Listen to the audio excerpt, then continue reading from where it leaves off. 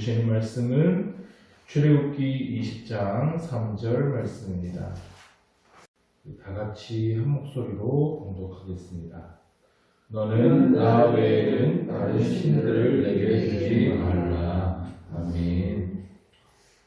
오늘부터 십계명을 하나씩 살펴봅니다. 너는 나 외에는 다른 신들을 내게 두지 말라. 이것은 십계명의 첫 계명으로서 나머지 계명의 기초가 되는 아주 중요한 말씀입니다. 예전에 미국 그리스도인들에게 설문조사한 것을 본 적이 있습니다. 당신은 십계명 중에서 가장 잘 지키는 계명이 무엇입니까? 그래서 첫 번째 이 계명이 가장 많이 나왔어요. 80%가 넘는 그리스도인들이 저는 십계명 중에 1계명을 잘 지키고 있습니다. 대답을 합니다. 그런데 미국의 신학자들이나 목회자들은 다른 반응을 보입니다. 이 통계는 미국의 그리스도인들이 이 1계명에 대한 이해를 잘못되게 해서 그랬다. 그러니까 1계명을 잘 지키고 있다는 증거가 아니라 1계명을 가장 크게 오해하고 있다는 뜻으로 해석을 합니다.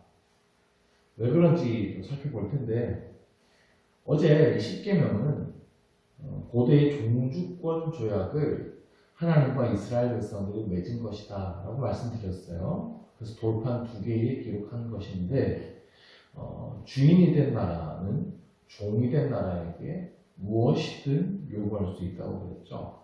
근데 일반적으로 가장 첫 번째 규정이 있습니다. 종국가는 주인 국가를 딱 한 국가만 섬기도록 약속하게 합니다. 나 외에 다른 나라의 다른 왕을 섬기지 말아라.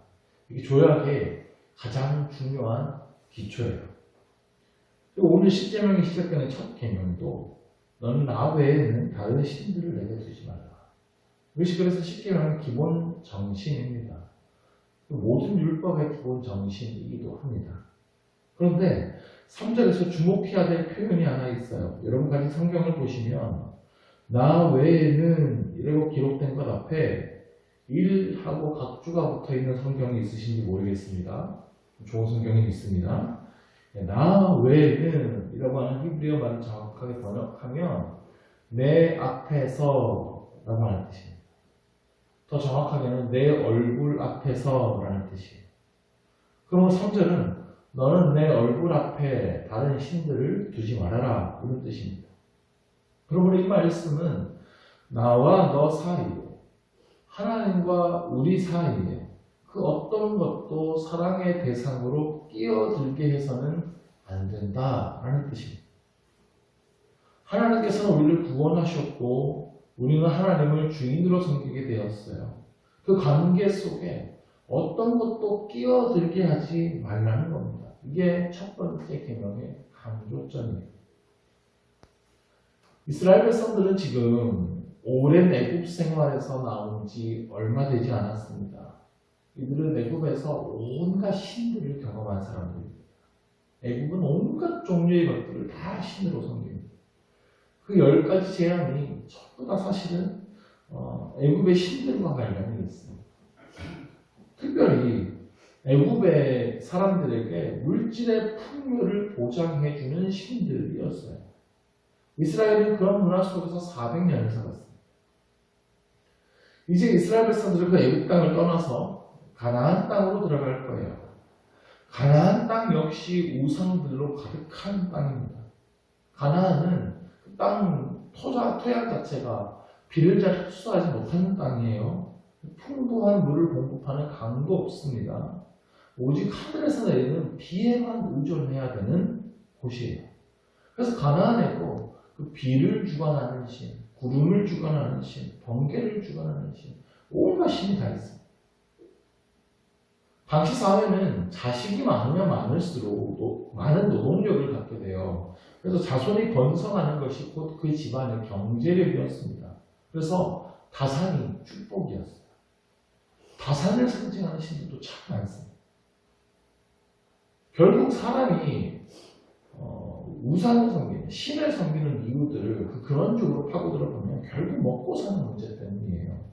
가족 가족의 안전 때문이고 물질의 복을 얻고 싶어서 안전하게 보호받으며 살고 싶어서 그 물질을 달라고 빌 수 있는 존재, 우리를 보호해달라고 빌 수 있는 존재, 그 신들을 만들어서 섬기는 거예요. 결국에 돈이에요. 지금도 보십시오. 세상의 많은 문제들이 결국엔 경제의 문제고 돈의 문제입니다. 돈 때문에 공부하고 돈 때문에 일하고 돈 때문에 가족도 포기하고 돈 때문에 자기 삶도 포기합니다. 전 세계가 돌아가는 그것도 마찬가지예요. 미국이 여기저기 전쟁에 개입을 하는데 일관된 원칙이 있습니다. 보면 돈이 안 되는 데는 절대 전쟁에 개입하지 않습니다. 결국 자기의 이익 때문이죠. 결국 모든 우상 숭배의 배경에는 돈에 대한 인간의 욕심이 있습니다.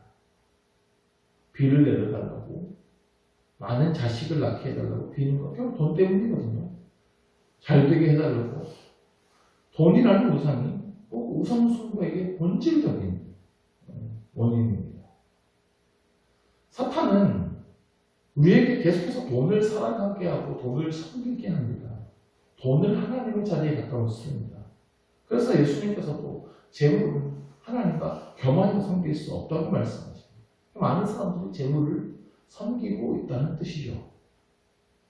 돈이 제일 중요하다고 생각하고 돈만 있으면 무슨 일이든 할 수 있다고 생각합니다. 그래서 하나님이 아니라 그 돈에 권세가 있다고 믿게 만듭니다. 돈을 얻기 위해서 하나님을 도구로 사용하기에 이르는 거죠. 돈을 얻기 위한 도구로 신앙생활을 하는 사람들이 많다는 겁니다. 기도 역시 돈 벌기 위한 도구로 씁니다. 하나님이 우리의 돈을 빼앗아가는 분처럼 여기게 만듭니다.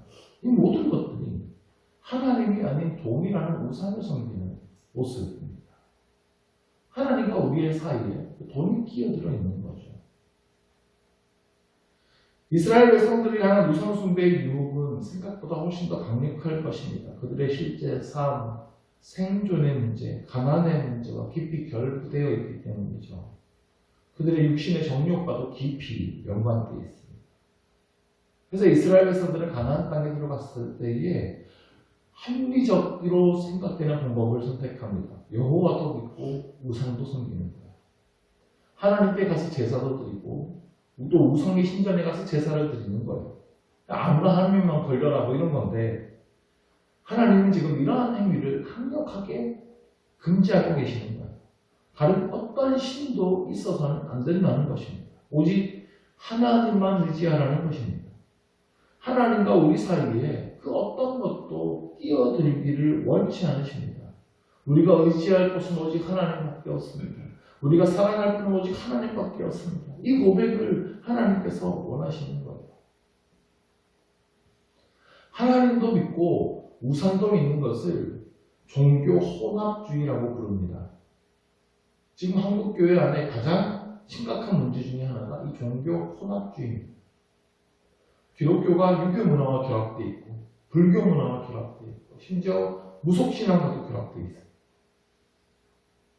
교회 안에도 이 한국 사회에 깊이 들어와 있는 그 유교 문화가 많이 들어와 있어요. 그래서 무조건 뭐 나이 많은 사람들이 옳고 나이 어리면 조용히 있어야 되고 상하관계의 질서를 만들고 무조건 복종하게 만들고 이러죠. 이게 요즘 젊은 사람들이 교회를 떠나는 주요한 이유 중에 하나가 뭐 이런 것들입니다. 기독교가 무속신앙하고도 결합돼서 그저 복받기만을 구합니다. 그냥 교회 가서 비나이다 하는 거예요. 어떤 곳에 보면 목사가 나와가지고 귀신 물리쳐준다고 퍼포먼스를 할까 하고 무당이 굿하는 거하고 비슷해요. 원리가. 문제가 생기면 예언 기도 받으러 다닙니다. 점 보는 거하고 비슷한 마음 가지고 가서 물어봅니다. 심지어 예언 기도해주고 헌금 요구하는 분들도 많아요. 이게 복체죠. 제가 주일에 한번 그런 말씀 드렸는데 지금 가장 떠오르는 신흥 종교가 나 자신을 숭배하는 겁니다. 자기 자신을 숭배하도록 합니다. 내 마음을 살피고 내 마음의 소리를 듣고 내 마음 가는 대로 살도록 가르쳐요. 내가 우상이 된 거예요. 교회 안에도 그러한 문화가 들어와서 전부 자기 마음을 따릅니다. 기도해보고 마음에 오면 하겠습니다. 내 마음에 감동이 와야 되는 거예요. 요즘 그래서 뜨는 이단들은 뭐예요? 전부 다 사람의 감정을 건드립니다. 감동적인 연출을 하고 감정을 격양시키는 언어들을 사용해서 사람의 마음을 동요시키는 거예요. 그러면 사람의 마음이 움직이면 그게 하나님의 뜻인 줄 알고 따르는 겁니다. 저도 기도하면서 하나님의 음성에 자주 귀를 기울입니다. 하나님께서 깨닫게 해주시는 것들이 많은데, 그런데 하나님의 뜻은 제 마음과 다른 경우가 많아요. 저는 하기 싫은데 그게 하나님의 뜻일 때가 많아요.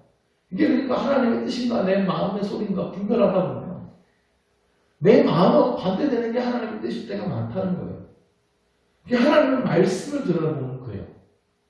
내 마음하고 같지 않아요. 그러면 내 마음과 달라도 순종해야 되는 겁니다. 우리의 신앙의 근거는 오직 하나님의 말씀이어야 하는 겁니다. 말씀이 하나님이세요. 내 감정이 하나님이 아니에요. 이런 것들이 전부 종교 혼합주의입니다.